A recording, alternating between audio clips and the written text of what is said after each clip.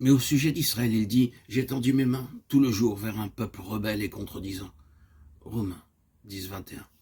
Le peuple de Palestine fut dispersé à cause de leur désobéissance à Dieu. Ils vivaient dans toutes les parties du monde.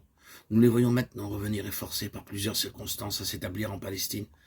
Ils ont emporté avec eux la richesse et la connaissance des autres pays.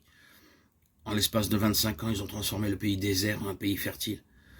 Si vous étiez allé en Palestine il y a 25, 30, 40 ans, 60 ans, vous n'auriez vu qu'un désert.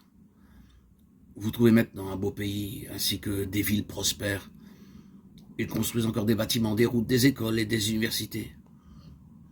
Ainsi, ils démontrent ce que bien avant la venue de Christ, les prophètes avaient dit, à savoir que le pays devenu désertique redeviendrait fertile.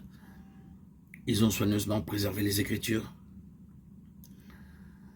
J'ai passé quelques jours en Palestine avec des croyants juifs. Ils m'ont dit qu'ils ne pouvaient qu'être désolés à cause de leurs compatriotes.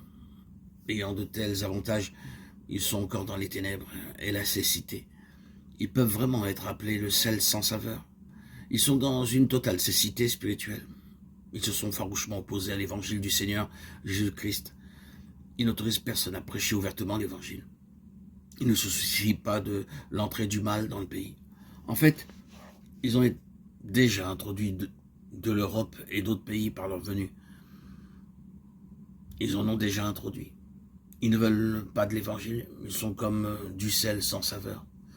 Travaillez non pour la nourriture qui périt, mais pour celle qui subsiste, pour la vie éternelle et que le Fils de l'homme vous donnera. Car c'est lui que le Père, que Dieu lui-même a marqué de son sceau. Jean 6, 27. Le Seigneur déclara au peuple qui le suivait la raison, les poussant à le suivre, parce qu'ils avaient mangé des pains.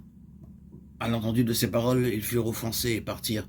Jean 6, 5, 26, 27 et 66. Ils pensaient que c'était merveilleux d'être nourris miraculeusement sans travailler, sans même le souci de cuisiner. Ainsi le Seigneur leur dit au verset 26 et 27, « Vous recherchez les pains pour vous satisfaire, peu importe l'espèce de pain que vous mangez. Cela ne vous donnera aucune vraie satisfaction. Je suis le pain de vie, vous devez me manger, je vous enseignerai comment me manger. Alors vous vivrez éternellement. » À ces paroles, ils se mirent en colère, furent offensés, et ne marchèrent plus avec lui.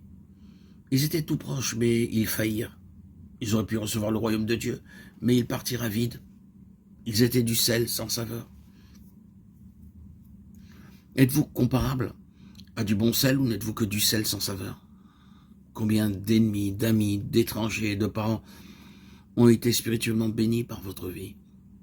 Nous, les prédicateurs, nous aimons le sel. Chaque fois que notre gorge s'enroue, nous utilisons du sel. Il n'y a rien de tel. Combien nous sommes tous reconnaissants pour le sel. Juste un peu de sel soulage.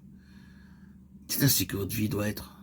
Nous sommes par nature comme le poivre. Plutôt que d'amener du soulagement et du réconfort, nous heurtons la sensibilité des autres. Et nous apportons la peine. Certains apportent la bénédiction et nous sommes tristes lorsqu'ils sont partis. Tout comme une petite quantité de sel. Il vous apporte réconfort, joie, encouragement et rafraîchissement.